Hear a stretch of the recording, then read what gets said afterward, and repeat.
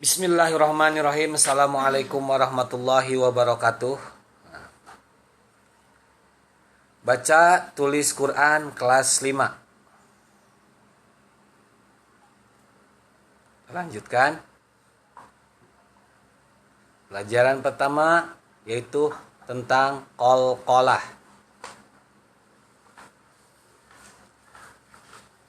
Muhammad Sabik Rijaluddin, saya sendiri, kita lanjutkan. Nah, baik, ini adalah pelajaran pertama tentang qalqalah. Nah, nanti akan dibagi beberapa pertemuan, yaitu tentang yang pertama membaca qalqalah, yang kedua menulis qalqalah. Nah, sekarang kita pertemuan pertama ini yaitu kita akan membahas pengertian apa itu qalqalah.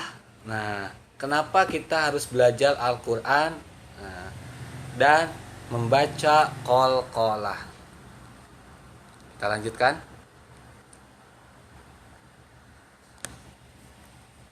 Al-Quran merupakan mukjizat sepanjang masa dan mukjizat terbesar yang diberikan Allah Subhanahu wa taala kepada baginda Nabi Muhammad SAW. Sebagai umat Islam, kita harus selalu menggunakan waktu kita untuk berbuat baik, seperti belajar dan terus belajar. Nah, salah satunya kita harus selalu belajar Al-Quran, mempelajari Al-Quran. Tidak cukup dengan mampu membaca, tapi keindahan membaca, seperti mengerti tentang waqaf, tandan wasol, qalqalah, makhorijul huruf, dan tanda-tanda lain yang ada di dalam Al-Quran. Nah, salah satunya kita akan pelajari tentang tanda atau yang disebut dengan qalqalah. Membaca qalqalah. Nah, ketika membaca buku atau membaca, kita harus mengetahui susunan huruf dan tanda baca yang digunakan. Begitu pula ketika membaca Al-Quran. Begitu pula kita ketika membaca Al-Quran, kita harus tahu apa itu tanda-tanda baca di dalam Al-Quran. Nah, agar dapat membaca Al-Quran dengan baik dan benar, kita perlu mempelajari yang dinamakan dengan ilmu tajwid. Nah, kita itu kalau ingin membaca Al-Quran dengan baik dan benar, kita perlu mempelajari ilmu tajwid. Ilmu tajwid itu apa? Nah, apakah tajwid itu? Kita simak dengan baik. Nah, ilmu tajwid adalah ilmu yang mempelajari cara membaca Al-Quran dengan baik dan benar. Seperti cara mengucapkan makhraj huruf-huruf hijaiyah dengan baik dan dengan benar, dari alif sampai ya. Nah, cara pengucapan bunyi bacaan panjang dan pendek, nah itu diatur di dalam ilmu tajwid. Pengucapan bacaan memantul, bacaan samar, bacaan dengung, dan bacaan-bacaan yang lainnya di dalam Al-Quran itu diatur di dalam ilmu tajwid. Nah, itulah ilmu tajwid. Ilmu tajwid itu adalah ilmu yang mempelajari bagaimana kita membaca Al-Quran dengan baik dan benar. Membaca Al-Quran dengan baik dan benar adalah salah satu daripada perintah Allah Subhanahu wa taala, sebagaimana di dalam firman-Nya, Bismillahirrahmanirrahim, warattilil Qur'ana tartila, dan bacalah Al-Quran dengan tartil atau dengan baik dan benar. Nah, pengertian qalqalah yang kita akan pelajari sekarang. Qalqalah menurut bahasa, qalqalah artinya gerak dan gemetar. Sedangkan menurut istilah, qalqalah adalah bunyi huruf hijaiyah yang memantul bila ia mati atau dimatikan. Nah, ketika hurufnya mati atau dimatikan, ketika dibaca, nah huruf itu adalah huruf qalqalah, maka itu hurufnya harus ada pantulannya. Nah, jadi bunyi huruf hijaiyah yang memantul bila ia mati atau dimatikan, atau suara yang membalik ada pantulan, atau suara yang membalik dengan bunyi rangkap. Nah, nanti kita akan pelajari. Nah, Ini adalah huruf-huruf qalqalah. Jumlah huruf qalqalah itu ada 5 nih anak-anak. Ada 5 ya. Ada 5. Yaitu ba, jim, dal, to, dan yang kelima adalah qaf. Nah, huruf-huruf tersebut dikumpulkan dalam kalimat. Yang pertama bisa kita sebut qutbu jaddin. Nah, ada huruf qaf, to, ba, jim, dal. Kan ada 5 huruf qalqalah itu disebutkan. Yang pertama qutbu jaddin biar tidak lupa. Atau dikumpulkan yang kedua biar kita tidak lupa, huruf qalqalah itu biasa kita sebut dengan baju di toko. Nah, baju di toko apa aja? Ba, jim, dal, to, dan qaf. Nah, itu semua adalah huruf-huruf qalqalah. Ba, jim, dal, to, qaf. Kalau kita biar ingat baju di toko, baju di toko. Nah, itu adalah huruf qalqalah. Cara membaca qalqalah ada 2 macam nih anak-anak. Jadi qalqalah itu terbagi 2. Yang pertama, ada qalqalah kecil atau yang disebut dengan qalqalah sughra.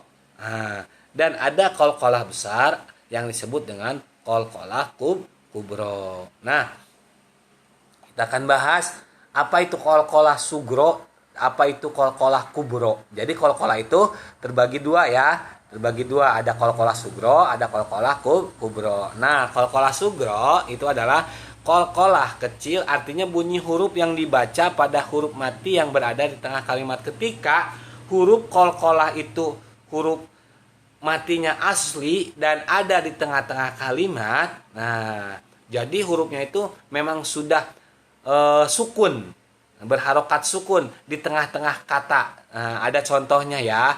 Nah, itu disebut qalqalah sughra. Tuh ada yang berwarna biru itu kan di dalam satu kata.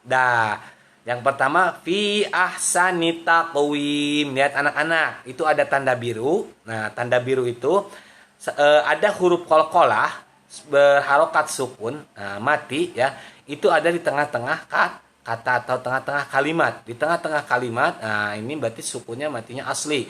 Fi ahsani taqwim. Nah, ketika huruf qalqalah yang berada di tengah kalimat, hurufnya mati, itu disebut dengan qalqalah sughra. Yang dibaca pada huruf mati yang berada di tengah kalimat. Contoh selanjutnya, inna batsya rabbika lasyadid. Nah, inna batsya. Nah, ada pantulannya anak-anak, memantul, bunyi yang memantul. Inna batsya rabbika lasyadid. Nah, selanjutnya boleh. Nah, kita lanjutkan. Ada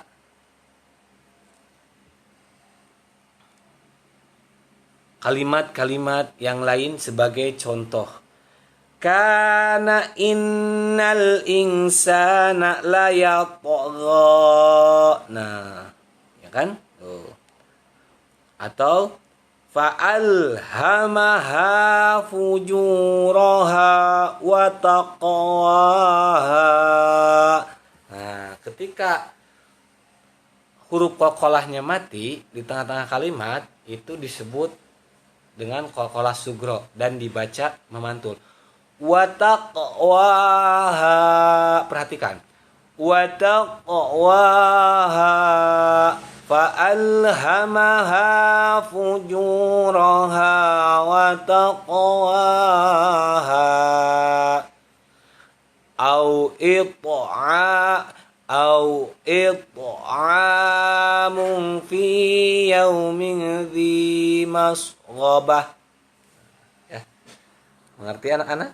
Nah, kalau sudah mengerti, mari kita lanjutkan. Nah, ini ada qalqalah kubra. Tadi qalqalah sughra, sekarang qalqalah kubra. Nah, perbedaannya, kita akan mengetahuinya. Qalqalah kubra atau besar yaitu bunyi huruf yang dibaca pada huruf mati ketika waqaf. Nah, huruf qalqalahnya matinya ketika waqaf atau di akhir kalimat, ya. Contohnya, was-samaa'i wat-thariq. Nah, kalau kita membaca Al-Qur'an dan kita mati di akhir kalimat atau mewakafkan, memberhentikan pada pas yang huruf kita wakafkan itu hurufnya qalqalah, nah itu disebut qalqalah kubro. Qalqalah kubro yaitu bunyi huruf yang dibaca pada huruf mati ketika wakaf atau di akhir kalimat. Tuh ada tanda-tanda ini di akhir-akhir semua tuh. Was-samaa'i wat-thariq. Nah, terus wallahu min waraihim muhit. Nah, kan?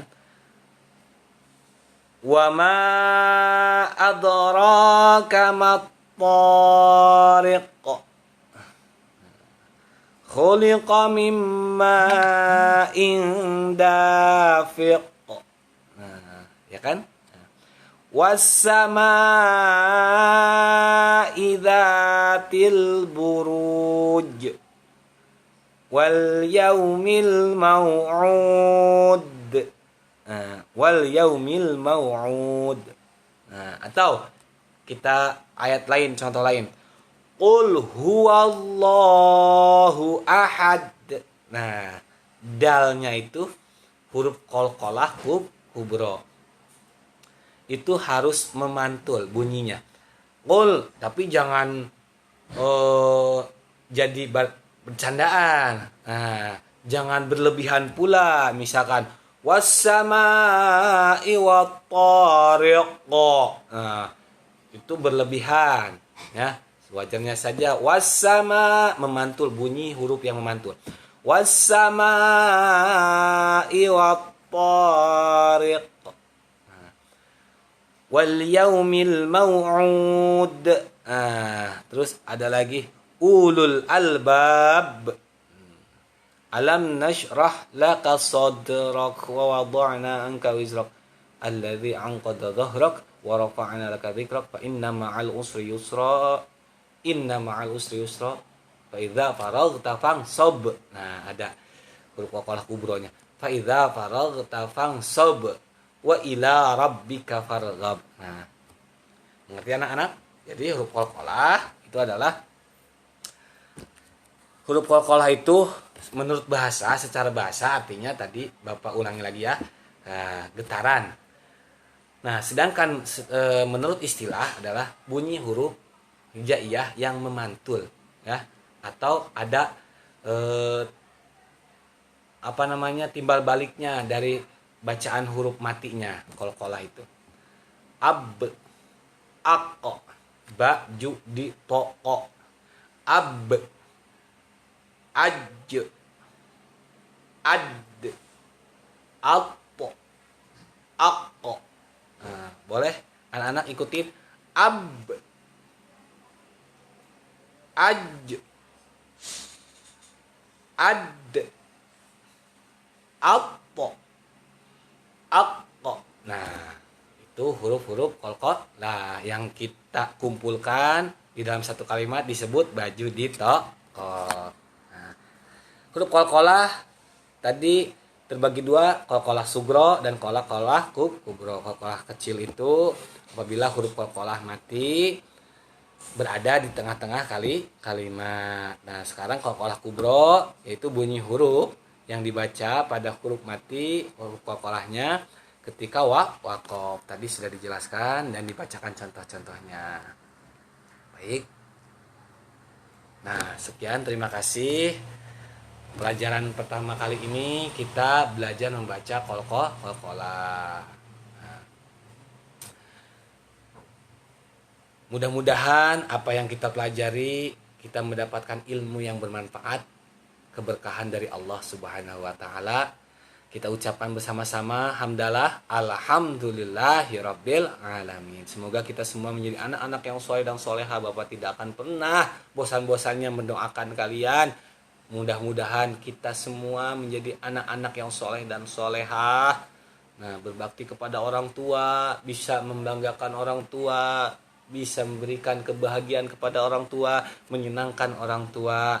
Nah, jangan lupa Bapak nggak pernah bosan-bosannya untuk mengingatkan kepada kalian, mengingatkan diri Bapak dan mengingatkan kita semua juga, jangan pernah lupa sholatnya ya. Sholatnya jangan pernah ditinggalkan, dan setelah sholat jangan lupa selalu berdoa kepada Allah Subhanahu wa Ta'ala.